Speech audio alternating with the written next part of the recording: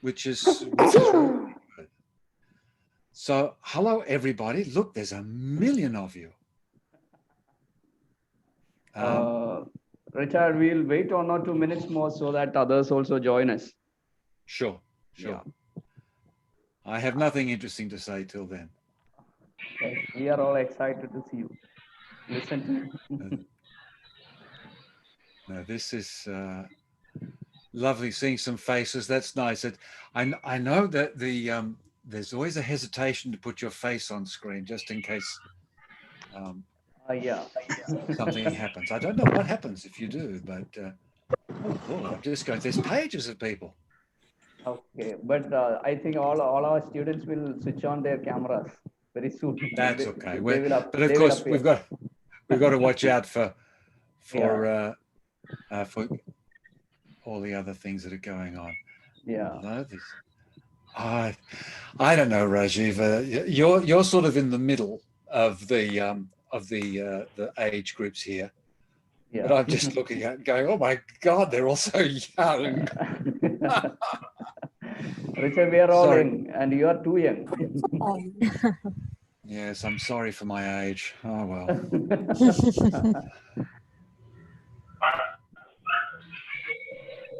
There we go. Okay. Oh, it's a fabulous class you have here, Rajiv. Thank you. This is terribly important, the social work, particularly in the country you're in yes. in Bangladesh. The need for the society to engage with itself to create betterment, but unfortunately, no one knows what they're doing. So you do need to just sort of get a sense of how to be useful on a community level and a population level. On with your videos and turn off with your mic. Then all just move your lips as though you're speaking. And that's just to confuse everybody. No, sir, it's just because, to reduce the disturbance. That's right, yeah. The dogs and cats and various other things. 82 people, okay. Now remember that as we go through, I'm sure Dr. Rajiv will tell you some of these things, but I'm quite happy for the chat area to be active as I'm speaking. So it doesn't mean that I'll actually pay attention to it, but if I can, I tend to like to see what you're thinking and what questions you have along the way. So anyway, there's me. It's your show. I'll shut up and let you get things organized. Huh? So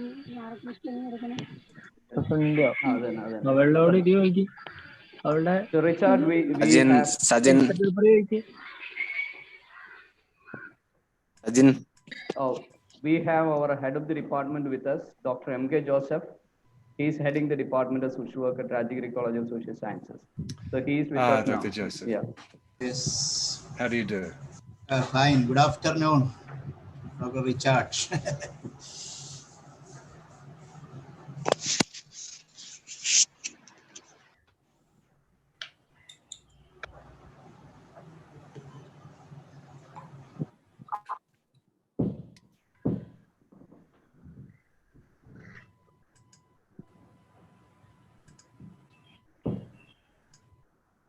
Wow, this is so encouraging to see so many students.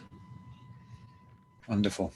Richard, this is our country's actually the asset of India, the youth. Yeah. And they are going to address the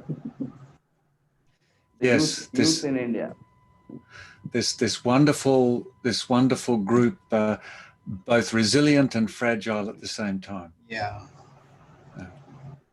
Some of them have poor internet connectivity because they are in the remote area. They'll be trying to join in between. Shall we start, Father? We'll start. By the way, how long, how long would you like me to present for today? Richard, in fact, we have more than 1 hour today. About an hour. That's great. Yeah. I'm the sort of person you can say 5 minutes or 5 days. Doesn't matter. But an hour is fine. Beautiful, beautiful. I thought that would be. I'm quite sure that people will ask you to continue speaking. I'm quite sure. Yeah. So we'll start. Respected Richard, my faculty head of the department, Dr. Joseph M.K. It's my pleasure and privilege introducing Professor Richard Hill. And it was in fact in 2016 when we met at a conference in Indonesia, Bali, and he has done a wonderful presentation. That was the opening session of the day. And all faculty, all academicians around the world were actually, stood up. They all stood up and gave a big round of applause for his presentation. That was a fabulous presentation that we had on that particular day of the conference, opening day. And he is a versatile practitioner, academician, and a very illustrated author. He presents internationally on a variety of topics, including the brain and the mind, and its speciality, curiosity and possibility. And he has authored a very famous book, The Practitioner's Guide to Mirroring Hands, a client responsive therapy that facilitates natural problem solving and mind body healing, along with Dr. Ernest L. Rossi. It was published by Crown House Publishing. It is a 15-chapter book, a very interested book, which starts with the history of mirroring hands, a conversation with Richard Hill. That's how the book begins. And in fact, the 3 chapters of the book, I have read it again and again. The one is the curiosity and the elephant in the room, what we miss. And second one was symptom scaling for enlightenment. The symptom is the message. Third chapter was down the rabbit hole, quantum and the yet to be known. Yet to be known. These were the 3 chapters I read again and again. And there is a beautiful statement in the particular book, which in the opening chapters, people have problems. Why? Because they don't know how to listen to themselves and their own impulses, their own truth, their own myth. Why don't people all follow their inner passion? It's a question. Because the outer world overwhelms them. And Richard Hill concludes that statement with one statement, that is, this is the winner-loser idea of mind. A very beautiful sentence. This is the winner-loser idea of mind. And he is an education director and the managing editor of the Science of Psychotherapy and past president of the Global Association of Interpersonal Neurobiology Studies and director of the Mind Science Institute. His other books include Choose Hope and How the Real World is Driving Us Crazy, as well as he has published in numerous journals and a lot of publication on books as book chapters. Dear Richard, Rajagiri family, the entire Rajagiri institution and the group of institutions, the management students are very happy to have you here. And we are actually pleased and we are excited to listen to you. On behalf of all present here, even though you are in Australia and we are in India, we are able to extend a hearty welcome to you. Most hearty welcome to you to this particular program, this webinar. And we have Father Joseph M.K. here, our head of the department, and all my faculty colleagues from the Department of Social Work and others from the Rajagiri family. I welcome all the faculty members to this webinar. And of course, the leaders and the student representatives and all the young, vibrant students of Rajagiri here and all the other participants. I welcome all of you to this webinar. Have a great day today. Thank you. Now over to Richard Hill. We will listen to Richard Hill. Richard, please, the stage is yours now. Okay, and thank you very much. And there you are, students. I want you to appreciate how Dr. Rajiv has very subtly told me that all the faculty is listening, and Professor Joseph is here. No pressure at all. No, I know it's a gathering together to engage in information, in information sharing, in question and answer, some of which I imagine you will be asking the questions and I'll be giving the answers, but who knows? It might very well be the other way around at some stages. But the question that when I began to write the book with Ernest Rossi, my esteemed colleague, for those of you who don't know, I'm not sure if you're aware of the name of Milton Erickson, who was a very famous psychotherapist, psychiatrist. Well, Ernest Rossi was his student, and I'm Ernest Rossi's student, and we have moved forward in our understanding of how to engage with other people. And we're hoping that today we entertain some of those ideas for you. I'm aware that for many of you, English is not your first language. So I will try to be clear. I hope that everything I say is understandable, and I apologize that that I am a bit stupid and can only speak one language. So congratulations to all you on your multilingual skills. So when I began writing the book, and when I actually was approaching my understanding and learning of therapy and the need for it, it formulated eventually into this very simple sentence. Somebody comes to the clinic. Of course, I deal one-on-one, where your social workers are dealing more in larger groups and communities, but you still deal one-on-one in the end. They sit down in the chair and they look at me, and in 1,000 different ways, they say to me, "I'm not okay." Then we do some work. Various ways, various things. It depends on the client. I'm very much a client responsive person. We'll talk about this as we go. I adjust and adapt on the basis of the needs of the individual I'm working with. This can be testing for your skill, but it is a much more effective way. But we do this work, and then at some stage, the person says, "I'm okay now. Thank you very much." They go off. And I think it is extraordinary that in all my years of study, nobody has ever asked the question boldly at a conference, no speaker, no participant, how do people know? How do you know you're okay? How do you know you're not okay?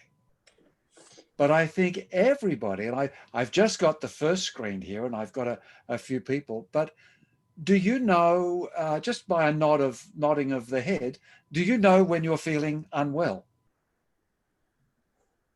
Yeah. Do you know when you're feeling unhappy? Do you know when you feel in love? Yes, there's a few sort of, oh, I don't know, maybe. Good on you, Paul. That was a very honest answer. But yes, this sense, and you know you're feeling well. So there's something very important about our biology and about our makeup that comes together into our conscious awareness of whether we're well or unwell. And that directs us to take some kind of action. Now, obviously, if we're unwell, or if we feel pain, or if we're afraid, or if we're happy, or if we're sad, or if we're depressed, or if we're anxious, or if we're having delusions and perhaps even psychotic behavior, whether we're comfortable in our lives, all these things appear into our conscious awareness in order to allow us to then make decisions, to make conscious decisions. Now, as we'll discover as we go through the conversation today, that these conscious decisions are something that happens along the track. We have actually begun making decisions before this conscious awareness ever occurs. Just let that sink in. So, because you're probably aware, particularly if you follow the some of the discussions in the American marketplace, but certainly this is very strong in India as well. There's a sense of wanting to be in control. I am in charge of my own experience. I am the one who is making this happen or not making this happen. That is only partially true, as in the sense of your cognitive, your conscious awareness. Many, many things are happening inside you well before your conscious mind, your conscious awareness has a sense of it. And I'll give you a very simple example just to make it believable what I'm saying. You have several times a day at fairly regular intervals a fairly common experience that you all have. And it's surprisingly, it occurs after about 1.5 hours of a series of events, everything from changes in chemicals in the blood, to hormones, to physical variations, to stimulations of different brain parts, to gene expression, and who knows what's happening down at the quantum level. But all that pops into your brain, this incredibly amazing, extraordinary 86 billion neurons and several thousand connections between each one, all that pops into this great, wise, and incredibly evolved brain is the feeling, I'm hungry. That's it. I'm hungry. You have no idea what for. You know, you don't sort of say, I think I need 2 milligrams of B6 and some B12. I could do with a little bit of riboflavin. None of that. You just go, I'm hungry. Now that feeling, that sense, that conscious awareness of I'm hungry motivates you, activates you, is a stress actually. It's a demand that leads to a stress that gets you out of your chair, takes you to the cupboard and gets you to pull out food and prepare a meal and eat it. And then you keep eating until a whole bunch of other things happen. And then you get the feeling, I'm full or I'm not hungry anymore. And you stop. Of course, as we know in our world, with all our problems of obesity, that actually a lot of people don't stop, like my son who keeps eating. But this is, you shouldn't underestimate this simple behavior of I'm hungry, because it is the same principle right across our entire experience in the world. It is exactly the same as when someone says, I'm depressed or I'm anxious. And it's really important that you understand the message that I'm giving here is that when someone says I'm depressed or I'm anxious, I'm just choosing those two so that we don't, talk for hours about every single affective response. They're the most common ones we experience. Is that it is simply a message like I'm hungry, that something needs to be done, that there needs to be an action taken in order to resolve this problem. We spend an awful lot of time in the psychotherapeutic world trying to resolve their depression or resolve their anxiety, instead of realizing that their depression and anxiety is exactly as Rajiv was kind to point out, that the symptom is a message. It is a light that is leading us to the direction, directing us towards the deeper understanding of what is going on. So that is why I can say to you that my clients will say it 1,000 different ways, but they just simply sit there in my room and say to me, I'm not okay. And that is where I start. That is where I start. And in what ways are you not okay? And where does it go? Now, as social workers, Sometimes you're working with very blunt-edged issues of being not okay. I don't have enough food. I don't have shelter. I don't have a roof over my head. I don't have employment. I'm unable to access education. So these things can be very, as I say, blunt and seemingly obvious, but they still are standing there saying, I'm not okay. So what I want to do is not look at those aspects which you work so much, these rather obvious social areas of need, because I'm sure you're educated very well on those. But let's look around a little bit deeper into what is going on inside. Now, I'm going to just pop up a little something on my screen. I don't want to do this a lot because I want to see you as well as be able to look at what's going on. But I'm just going to share this screen and let me slideshow from current slide. Now, are you able to see this? Is this okay, Rajiv? Yes, Richard. Yes. You can see that. Very Okay. good, yeah. Very good. So now, as you see, I now have to move my camera so it looks as though I'm vaguely looking at you guys. Anyway, I'm not okay. How do we know? Me, look, I do all those things. Meet and greet, we've done that. Hello. These are some of the things. Now, there's some of the areas you can look for me. You might like to take that note. I'll send this PowerPoint. It's only very short. But my main website is, because I need to help myself, I called it my own name, very helpful, richardhill.com.au.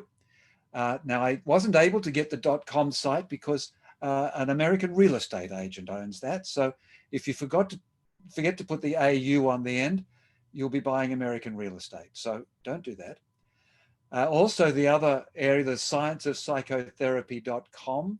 Please come in there. We have an academy at scienceofpsychotherapy.net, but at the scienceofpsychotherapy.com, there's lots of interesting free material. We do podcasts every week. There's articles and there's lots of interesting things you can see there that you can access quite freely. And I always feel that the most important thing in the universe is connection. Everything from molecules and all the way up to universes. It is the nature of connection that is important. So I put my email there. Now, I will always say I'm too busy if I'm too busy, but I'm never too busy not to receive something. So if there's something that you need, particularly if anything comes up today that is trouble for you, then certainly you're welcome to contact me. But I'm an open book. All I do is I just work more hours. But there was a wonderful thing, Joseph Ledoux. Now he's a wonderful name. You can follow up, Ledoux, Joseph Ledoux, if you haven't heard of him. He's the man who did all the principal research on the fear mechanism of the amygdala. And so he's the guy, and we'll refer to some of his work today because he's, I've been fortunate to get to know him, and he's very, very clever and has some wonderful ideas on explaining what's going on. So there's just a connection thing to me.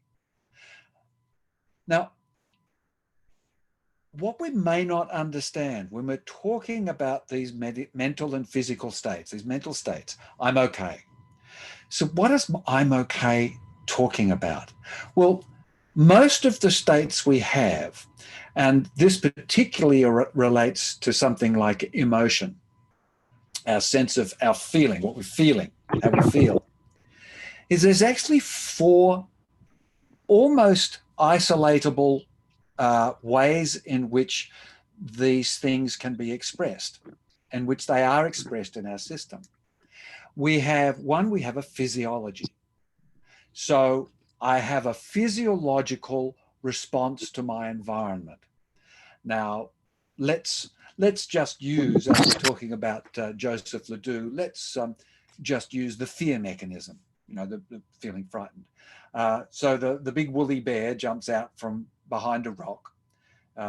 We also know it might be the letter with the window on it you think, oh my gosh, this is a bill, or it's your exam, or there's lots and lots of things that cause us to have a sense that stimulate the sense of that we don't like, that give us a sense of displeasure and fear.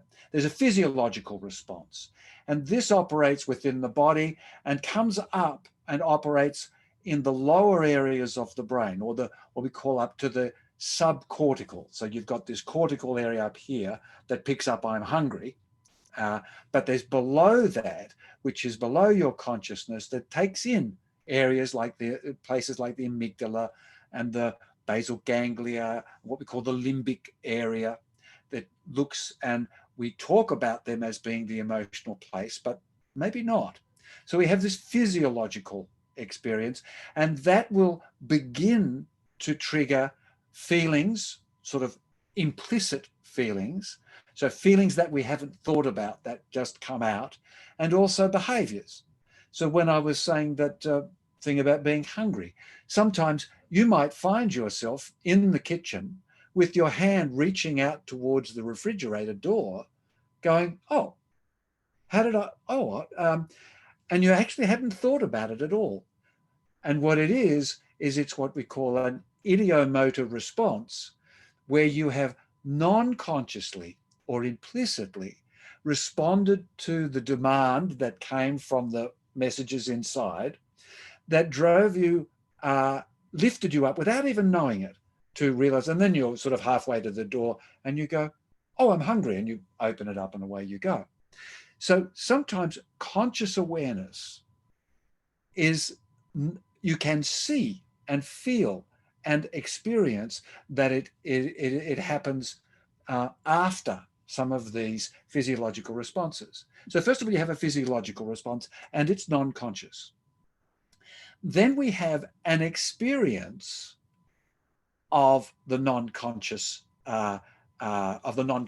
experience. So we have a non-conscious experience, then we have a conscious experience of this non-conscious experience, and that is what we might call a feeling.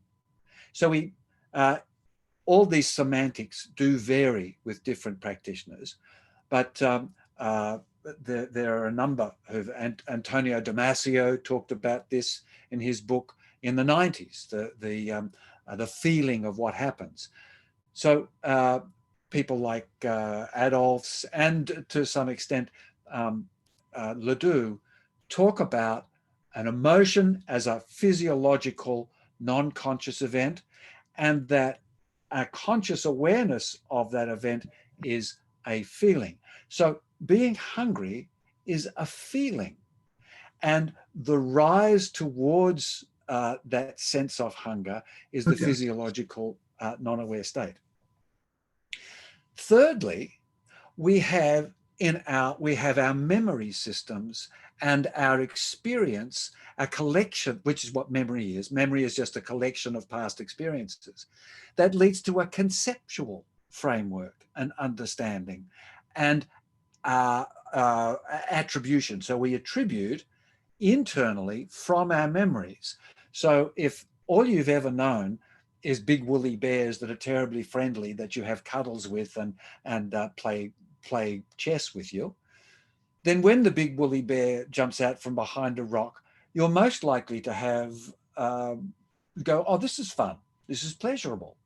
But unfortunately, most of us, when a big woolly bear jumps out from behind a rock, and we get very frightened. So we have internal attribution. And the fourth concept that we talk about in our experience of life and the way life expresses itself and our experiences express themselves is attribution externally. So you are able to actually look at somebody who's going like this and go, oh, I think they're afraid of something. You get a sense. So we're able to add ideas ourselves to what is the experience we're feeling from the physiological behavior that is occurring So the non-conscious to the conscious, then we add a story to it and we make it about something, about ourselves, and then we're able to attribute across the space. And this is why what we call anthropomorphism, where you look at an animal and we can attribute a human emotion to the animal, and which is fun, but it's actually a little bit incorrect and stupid. So when you start realizing that you've got all this stuff going on, it becomes a little easier to see that when they're all happening at the same time, the fourth one sort of depends on actual experience. So let's just look at those three. When they're all happening together and interacting and integrating, what you're getting is a physiological response, which is probably fairly common to all. It is then moving into conscious awareness as a feeling, and then is fed and given its valence. That means the intensity of it, and its definition by the conceptual understanding you have in your experiential memory. That means that every single person from exactly the same stimulus can have a slightly different response, and in fact can have quite a dramatically different response. This is particularly important for you guys when you're working in a group or in a community. There is a temptation to try and generalize across the population, and there's a degree to which you need to do that. But you must always be mindful of the fact that each individual within the group you're working with, or the family group, or the employment group, the factory, or the business that you're working with, they have the capacity and the potential and the high likelihood that they will have a great deal of difference in response to the world that they're dealing with, the same experience. Some will feel okay. Some will feel not okay. Some will feel very not okay.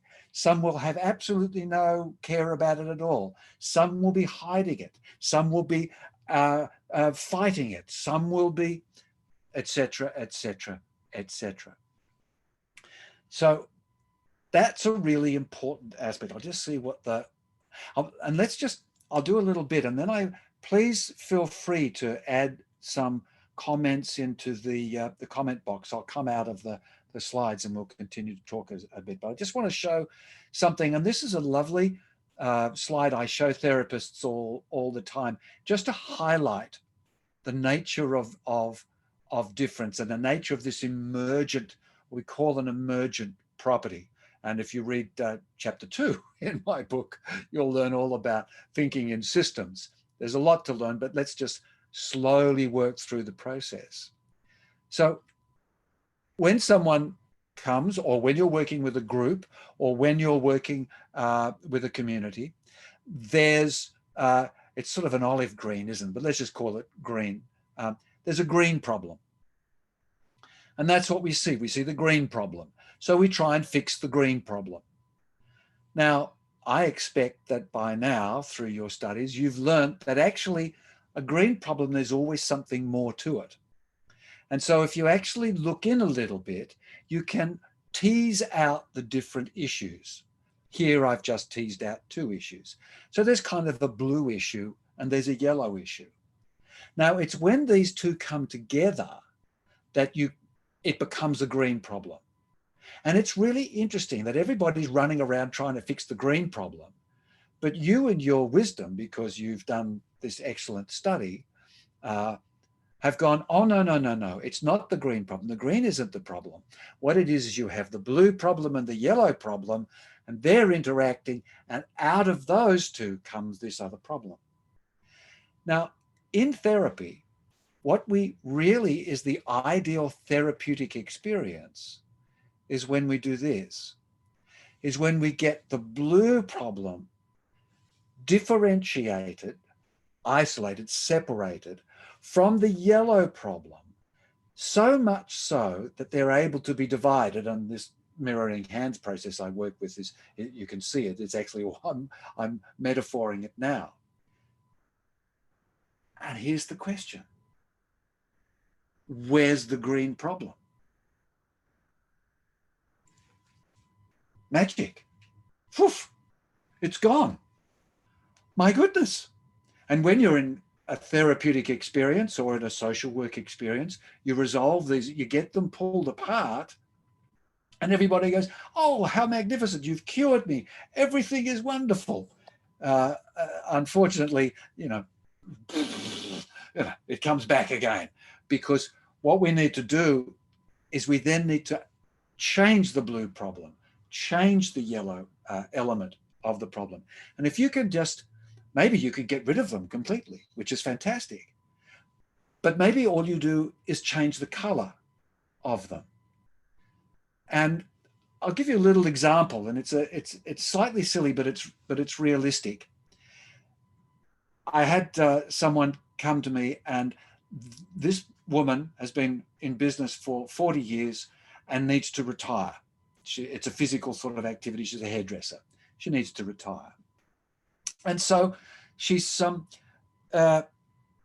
drop out of this just in case so I can get back to see you all again. So she needs to retire from her work. And so she's seeing me to try and she's finding this difficult. Now, her husband has just recently started in the last couple of years a new business. And she's thinking, oh, I can go and work with my husband. That would be fabulous. I can go in and I've got all these skills and I've run a business and I know, and it'd be fabulous. Now, they're having a little bit of trouble.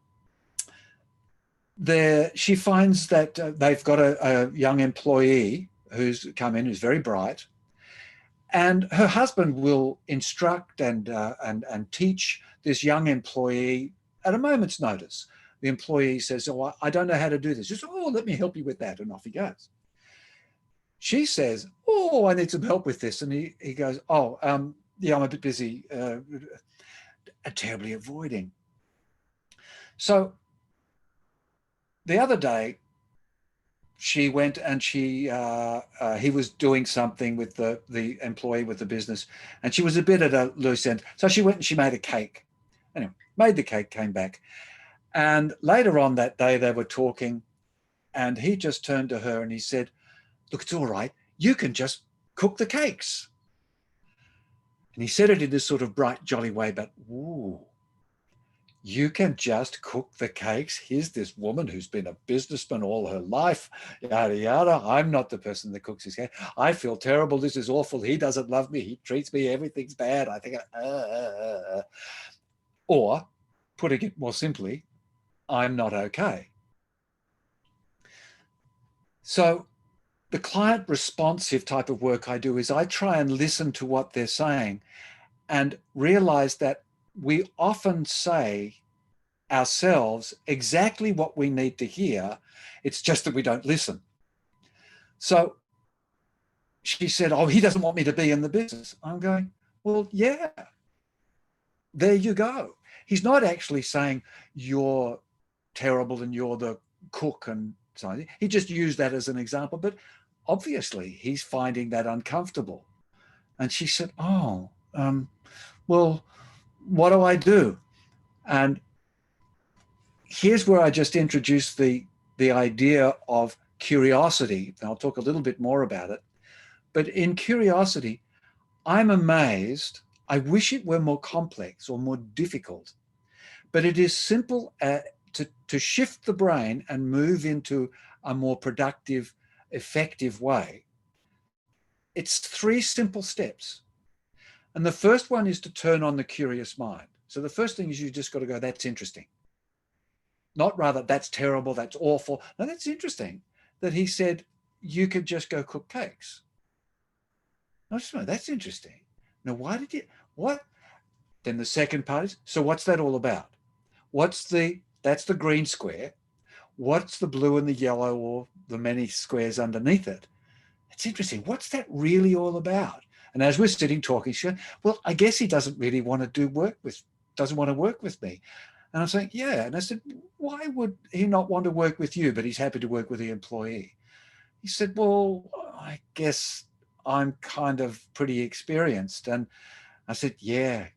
Would you like him to help you cook the cake? She said, God, no, he'd ruin it. there you go. She said, oh, yeah. So, and then she started to understand and find meaning in it. And then the third step that becomes then easy is, okay, so what do I create with that? And I was almost being half joking, but also half serious. I said, but wow, you cook great cakes. So what are you doing? You don't need to do his business. What do you do with cakes? Could you do cakes? Maybe you could get them. Is there some way that you could package them up specially? And what about in relation to the hairdressing that you do? Would hairdressing sellers like to have little sample cakes? That'd be a really good idea. You could make small cakes that were given with hairdressing material to people to take away, nourish your hair and nourish your body. She looked at me and she said, that's a really good idea. I didn't know you were into all this marketing. I said, I'm not. I don't know whether that's a good idea or not, but it's creative. And look at you, I said, how do you feel now? And she described how she feels. And I assure you that fundamentally what she said was, I'm now okay. And although that is very simple in its steps, it's actually very, very difficult to do because there are a million issues that are interfering with our capacity to shift into that curiosity frame of mind. Fearfulness, anger, distress, overwhelm, social overwhelm, lack of education, dominance, economic distress, food distress, shelter distress, all these things that are pressing on the survival mechanisms disable people from these more outward, these more outgoing qualities, and certainly curiosity is one of them that suffers. There's been some good research that curiosity and anger or fear cannot exist at the same time. And this is really interesting. So why is curiosity better? Why am I pumping curiosity? And I think it's the most ideal, better than happiness, say, or better than motivation, or better than excitement? And my answer is that curiosity covers the largest and most engaging areas in a most thorough fashion, other than all the other ones. Because to be curious, you need to reduce your fearfulness, because you're curious. I mean, if you're afraid, you're not, and I actually quite advise it. If the big woolly bear does jump out from behind the rock, don't be curious. Don't say, oh, look, very nice big claws. I quite like those. And that's an excellent jacket you're wearing. No, when the big woolly bear jumps out, let your sympathetic nervous system ramp up and either fight the bear or run like crazy. But the curious frame of mind, you need to drop your fearfulness. You also need to be inclined to move forward, because of course, if you're going to be curious, you've got to look in. I mean, if there's something there, there's no point saying, oh, what's that? You've got to move in. So you do that. You also need to increase the focus and concentration and the attention that you have. Not the scared attention that we have with the big woolly bear, but the broader energetic attention to what is going on. You also need to feel good about this. So that needs to trigger our internal feel good mechanisms, like, oh, that's interesting. Oh, look at that. And oh, gosh, there's this. And then it needs to be suitably remembered, because it's a more positive experience. It needs to have better remembering. And that is exactly what curiosity does. It stimulates a reduction in fearfulness. So therefore, it's increasing your serotonin levels.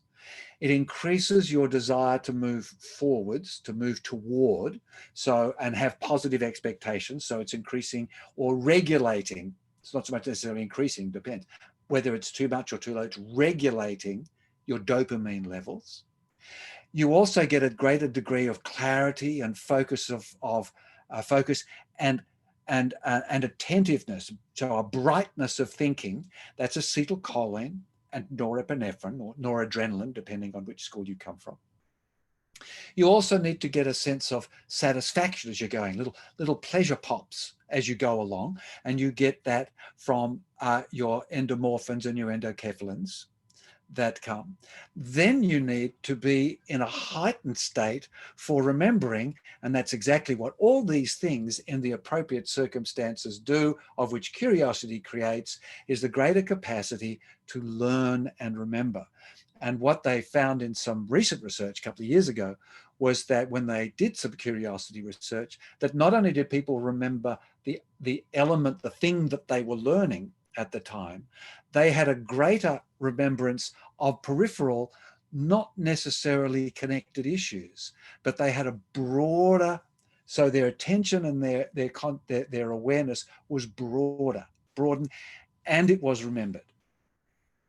So I'm arguing that curiosity is the most well-rounded, or it covers the most number of elements in the biochemical milieu occurring in the brain, and that it regulates that biochemical milieu in a positive, I'm okay direction. So you can take medications, and I understand that sometimes we do, but I have had depressed people and anxious people over and over again, and once they become curious, their depression will moderate, and their anxiety will diminish, because you can't be depressed and curious, and you can't be anxious and curious at the same time. Of course, there's a gray area. Obviously, there's a bit where it's bit, but once you get very curious, and my client with the who was terribly upset and depressed and insulted that her husband had said she could just cook cakes. By the time we got into that idea of packaging and marketing and blah, blah, blah, blah, she was firing. She was going, oh, wow, I guess I'm kind of grateful for that insult. That was fantastic. If I were Tony Robbins, you'd probably pay me thousands of dollars to have done that motivation. Unfortunately, I'm me, and I do it for nothing a lot of the time, because it's natural. It's natural. Okay, now I'm looking at a very empty group chat, so that's good. So I'll keep going. Now we're quarter of the hour now, Rajiv. It's probably time for people to start thinking about whether there are any questions, but I'll just zip for another 3 or 4 minutes on some other issues, and then while people contemplate. So I'm just going to pop back into this thing here for a second. So we had our squares, and we've done those. Very good. And here's the thing that we're looking for, and what this is, this curiosity framework. Certainly, if you can get them happy, that's going to go there. If you can get them in love, it's going to go there. If you can get them confident and feeling positive about themselves, it's going to help as well. Curiosity just does it all. And it does it with a lot less humility and a lot less ego, and it's just better. So those three heads, we've got our consciousness. It's so important. And when people are not okay, they've got a disrupting consciousness. Their capacity to cognitively assess this physiological, the feeling that they're going to have about their emotional response is going to be disrupted. It's going to be negative. And no matter what therapy or what program or what policy you put in place, with people in that frame of consciousness, that frame of mind, the chances are your program will fail.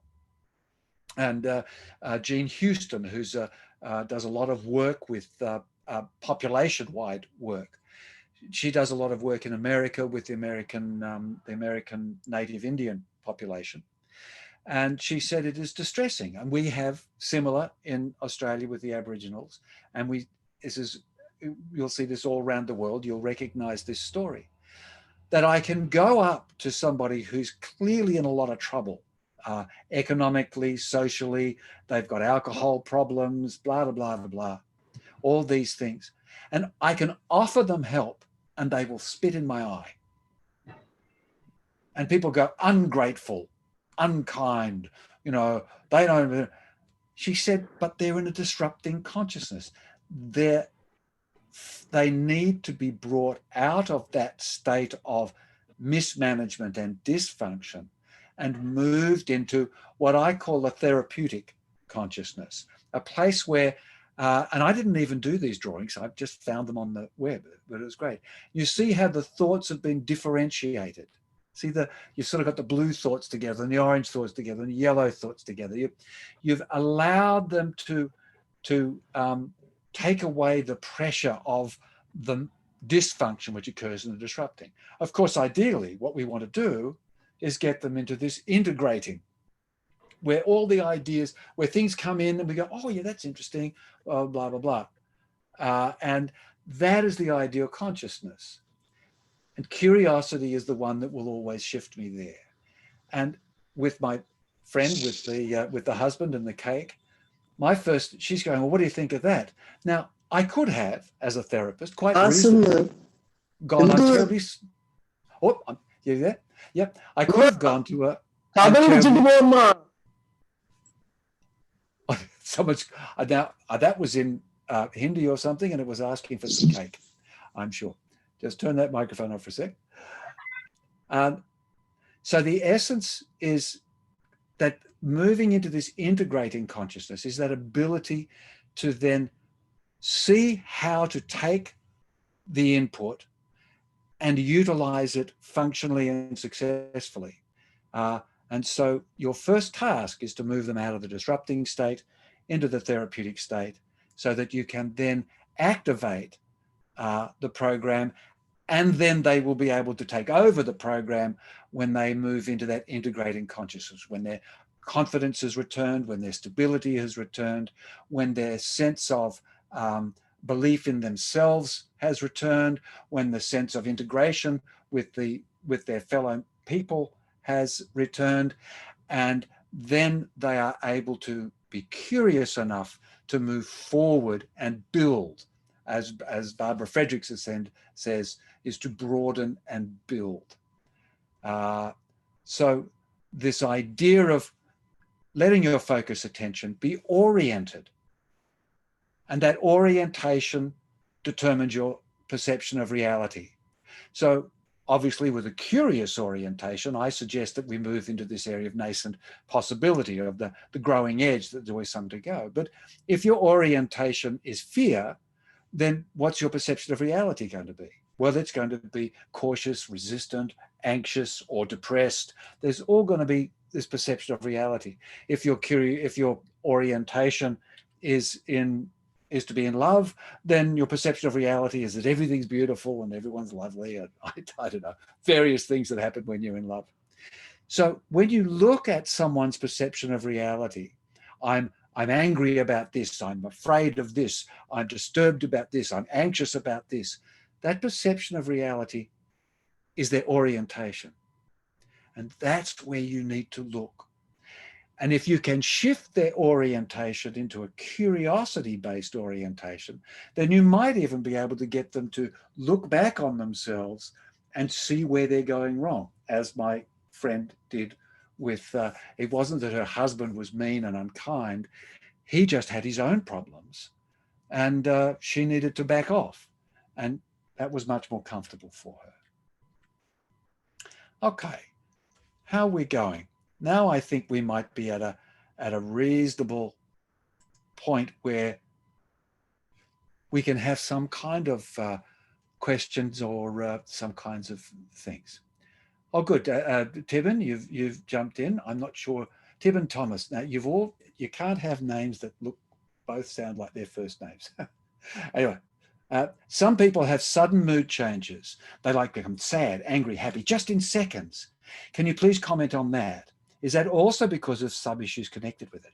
Such a good question. This is so good. You've no idea how good a question this is. We consciously are aware principally on the level in time of seconds. Probably it's about half a second, actually. And we know this because we've done the tests and seen that when a stimulus occurs, that there's about a half a second gap before the conscious awareness becomes aware of it. Other parts of the brain have already started reacting. There's instinctive, automatic reactions that occur straight away. The molecular reactions that are occurring inside your neurons in response to what is coming in from the environment and up from the internal environment, it acts in picoseconds, in thousandths of a second. So for us, what seems to be like the shortest amount of space of time, about half a second, gosh, half a second ago, they were angry, now they're happy. Or half a second ago, they were happy, now they're angry. There could have been thousands of activities, of actions and reactions, of changes and shifts in the energetic flow that's going on through the body, to the point of gene expression, new proteins, changes in hormones. That can happen in half a second. And that's such an important thing to be aware of.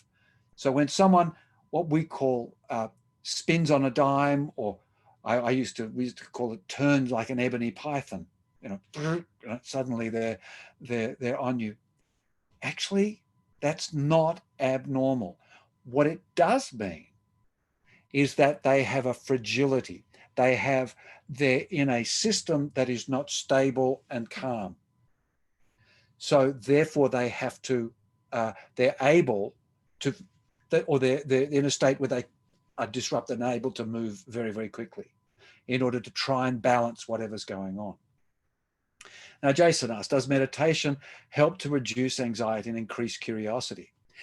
Now, meditation is a leveler in itself. So the fundamentals of meditation are to calm the mind, calm the brain, which may be doing all this excessive jumping from here to there, to also shift into it shifts you into an area of mental process called the default mechanism. And this, you are in a place of imagination,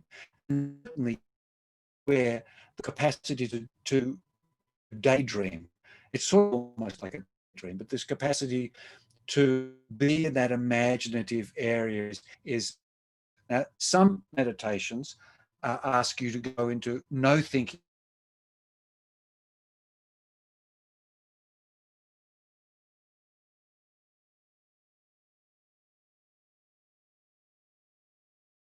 Now, a dog that has been treated kindly and, has loving owners, if you put your hand out to the dog will probably wag its tail. It might even roll on its back and bare its tummy, which is enormously trusting and free, and because you're going to do that.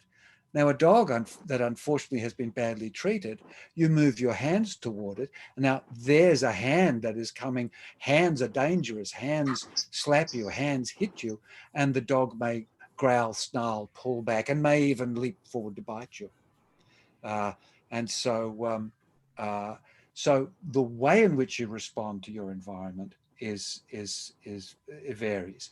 But when I talk about the mind, I talk about the emergent property that comes from the entirety of the environment in which you live, which is your brain, your bodily reactions, what is happening in the lived experience around you. And all those things can impact. And so we can have something from the outside coming through our brain and down into our bodies. So the brain to body, or we call mind to body, but really it's brain to body. We can have it going the other way out. But in a complex system, everything influences everything, and the predictability of that varies. And that's a longer discussion, but that's fundamentally the element there. Now, Paul says, you said it is not true that we are in charge of our decisions. Why is it impossible to fully or at least be in charge of to a reasonable extent? Yes. Thank you. This is to clarify a mistake. I misspoke. I'm misspeaking in mine. It's not true that we are consciously in charge of our decisions. We are in charge of our decisions, but a percentage of our decisions are made non-consciously. So before we've ever come into the conscious awareness. So we're still doing it. So how can we reasonably be in charge? Now, there's two ways in which they're reasonably in charge of the non-conscious types of responses that we have, or the non-conscious decisions that we make. And one is that that is why we have the prefrontal cortex particularly, but that's why we have the cortex. When it comes up quicker than we can cortically regulate it. But one of the ways is to resist the temptation to be impulsive. Give yourself a half second in order to catch up. As my mentor, Ernest Rossi, said to me one time, I said, so I just let my intuitions come up and I just follow whatever intuitive feeling I have towards the client. He said, oh, for goodness sake, no. That's what you've got a brain for. It meant the cortex. So not everything that emerges, certainly you're walking down the shops and you go, oh, I'm feeling really hungry. Oh, look, there's 50 donuts. Well, of course you're going to feel like eating the 50 donuts because you've got a system that's hereditarily, evolutionarily inclined to eat sugars and fats and so on and so forth when they're available. We're not supposed to have all this food available all the time. So of course your brain you're going to go, oh, yes, I'll go towards that. And then it is very good to have this one going, let's not eat the 50 donuts, maybe just one will do. The second one is that if our non-conscious thinking and non-conscious processing is affected by our memories as well, so it accesses the memories non-consciously, but then we also can attribute consciously. This is a bit idealistic, but if you want to have good intuitive decisions, live a good life. If you want to have a good day tomorrow, have a good day today.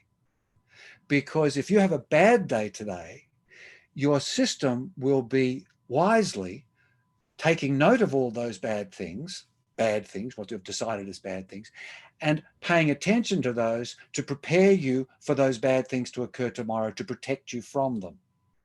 So if you distrust people today, then tomorrow people will do things that trigger that distrust or that displeasure. Now, I don't want to do any more than say that's idealistic, because I'm pretty sure that there's lots of things that I respond to when I'm not happy about them and so on and so forth. But fundamentally, now everything's a curiosity. Somebody comes up and says, Richard, you're an idiot. I go, wow, that's so interesting. Thank you. That's really good. Let me have a think. Just a second. Oh, yes, I didn't say that thing about making decisions. The decisions are own quite right. Yes, that's quite right. Oh, yeah, but what's that about? Oh, I know, because we don't understand the difference between consciousness and non-conscious. And oh, yeah. So what do I create with that? Well, I'll just explain it better. And thank you so much for telling me. So this is the nature of, I think, curiosity is a way of life as well as a way of thinking. Anne-Marie says, is there any way to distinguish between the blue and yellow area? Yes. The blue and yellow area emerge out of our exploration. So a car I'm sitting there and I look at a motor vehicle. And I look at the motor vehicle and it's a motor vehicle. I stand there, I can stand there and look at that motor vehicle all day and it remains just the motor vehicle. Now, I get a bit curious and I go, that's interesting. I can see that there's a bit of that thing at the front, that's a cover. That's actually a shield of some sort. And look, there's edges down it. What if I go and I fiddle around my feet? Oh gosh, look, it opens. Oh my God, there's an engine. Wow. And then you begin. So it is by exploring, by that curious investigation, which can be bright and jolly, but also can be very serious and gentle, depending on the individual. And then gradually I might figure out how to take the engine out. I might figure out how to pull the parts out. And suddenly I find there's spark plugs and there's carburetors and there's, I'm not a very male sort of car person. But anyway, you know, there's pistons and blocks, something. There's a head. You blow your, I don't know, you blow your block or you, anyway, I'm proving I'm a very poor male stereotype. And so what you do is you explore and engage, confident that there probably are blue and yellow squares there somewhere. Time for one more question only. Paul. I think, Richard, we will have one more question only. Maybe. Yes. If you on your Paul. Yeah. See how responsive I am to the written word. Knowing how important curiosity is, how can we effectively stimulate curiosity in clients who are unable to see the current physical situation? Absolutely. And this can take practice. I certainly try to get around the world and teach this. It's just much better in a face-to-face way. But there's lots of things on my Facebook page, the curiosity approach Facebook group. You're all welcome to come and join and keep an eye on. We put things up there, but it is the best way in which you can increase the curiosity, the curious mind in somebody you're working with, is for you to be curious. It feeds off itself. And so when a client comes in, I don't know what's wrong with them, and I don't do the thing of where, yes, I can see what you're doing. You're depressed, or you're anxious, or you're bipolar, or yes, I figured that out. Very good. I sit there and I'm absolutely, genuinely curious as to whether I can work it out, what they're doing, whether I'm right, whether they're right. And I go, so you're depressed? Wow, what's that depression like? Is there a way you feel this depression? And they'll go, oh, I don't know. I said, well, is it in the morning? And there's an example from Milton Erickson, who where he had a client who was an obsessive OCD, so an obsessive washer. He was a washer, and he'd been to therapists for years. And Erickson was being interviewed, and the interviewer said, "So what did you do?" He said, "Well, I mean, I wanted to be interested. I wanted him to be interested in me and me interested in him. So I asked him about his washing." And he said, and the interviewer said, "So what you're trying to sort of relate and get?" He said, "No, I'm not trying to relate. I'm interested." He doesn't need therapy. He's been to therapy for years. So I asked him, do you start at the feet, or do you start at the head, or do you go round in circles, left or right, or do you go up and down? Do you use soap, or do you use a shampoo, or do you use and by the time they'd been in conversation for a few minutes, the guy is so fascinated about describing and having this great psychotherapist, just interested in his own story, that he had turned on the curious mind. So you want to be curious? You want your client to be curious? You be curious. Now, going back to the very beginning of the presentation, did you not notice how curious I was about you? didn't, of those that did notice, did you kind of go, oh, that's a nice guy. He's interesting. No, I wasn't interesting. I was interested. So, ladies and gentlemen, we've 7 minutes of the hour now. So, Rajiv, I think you need to stop me. Richard, I think you have done with, or you have. I'm sorry? Rajiv, not audible. Hello. Yeah, yes. Yes, yes. Richard, I think we have done it, right? I think we're done. Yeah, we are very happy because we have a lot of questions. I think our students will be connected with you, maybe or your email ID or your Facebook. They will keep chatting with you. I'm quite sure they are curious about many things. They will continue speaking or getting connected with you. So kindly accept them.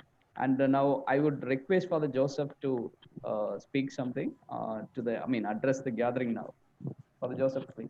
Okay, thank you, Rajiv. So, respected Richard Hill and my dear students, as part of Mental Health Day celebration, Mental Health Day is observed tomorrow. So, we are having this conversation.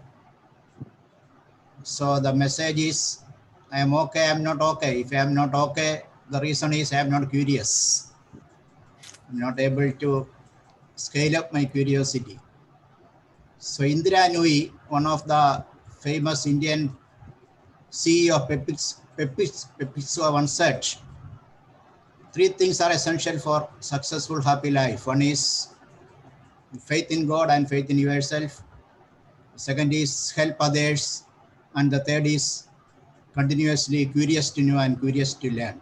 So curiosity will solve many of our mental health problems. That is what I understood from this message of Richard Hill and his conversation. So thank you for encouraging and motivating our students and taking the energy level to the higher levels of maybe 100% or even 200% at this point of time.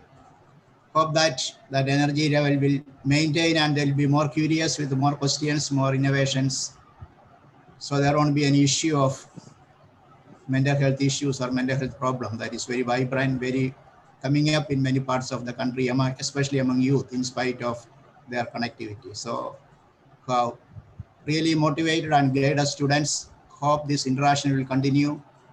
And we are looking for your physical presence in our campus when the COVID situation is over to engage more lessons for our students. So thank you and wishing you all the greetings of Mental Health Week and Day celebration. And thank you on behalf of Rajagiri College of Social Science for engaging our students. And thank you, Rajiv, for connecting Richard to the college and having a fruitful session for all of us. Thank you. Thank you very much. Thank you, Father. Thank you very much. Richard, once again, thank you. I think one of our student leaders, he would like to express his gratitude from the student side. Tibin. Yes, sir. Yes, sir. Yes. Respect and Dr. Richard Hill. Actually, I can clearly say that it is a very vibrant, informative, active, and lively session. Actually, when first Dr. Richard Hill came on the screen, I can say that there's a smile. He created a smile on everybody who was attending the webinar. It was very, so much positivity. So actually, from the side of all the students and all the faculty, and from my heart, I say, I express my gratitude. I say thanks to Dr. Richard Hill for being with us, interacting with us, and giving so much, creating so much curiosity among all the students. And thank you so much, sir. And I thank Father Joseph, head of the department, for being here with us. So Father is continuously trying to engage students in different activities and programs. Thank you so much, Father, for being with us here. And of course, Rajiv sir, Rajiv sir is doing different activities for in the forum of Swaraj is doing different activities. This online platform for the students to be engaged and to be active and to get themselves updated in different programs and activities. Thank you, sir, for creating us and giving us this platform, giving us this opportunity. And all other faculties who are here, I thank all of you and all my dear students. Thank you for attending this session. Thank you all. Thank you, Chibin. So Richard, once again, from everybody at Rajagiri, we thank you and we look forward to seeing you here in the campus very soon. Immediately, the COVID lockdowns are over. And in fact, this was a therapeutic session for our students, the youngsters who are actually locked down for a couple of months and engaging and developing curiosity in what all things they do. Even in field engagements, they can be very curious why people behave so, why people are like that, how can we solve this. That naturally it is going to be a very big therapeutic process for our students. And thank you for hand holding. Thank you very much. See you again. It was in Bali when we met. I invited him. He said again, when I come to India, we will come. Now we are very much close to each other, Richard, Rajagiri, and yourself. And definitely we will look forward to be connected again, continuously our collaboration, association. Once again, thank you from all of us in Rajagiri. Thank you, Richard. Thank you. And bye now. Bye for now. I'll go off and write a book, which I am. So you all take care and look after each other and be safe in these very, very strange times. Bye for now. Thank you. Thank you, Richard.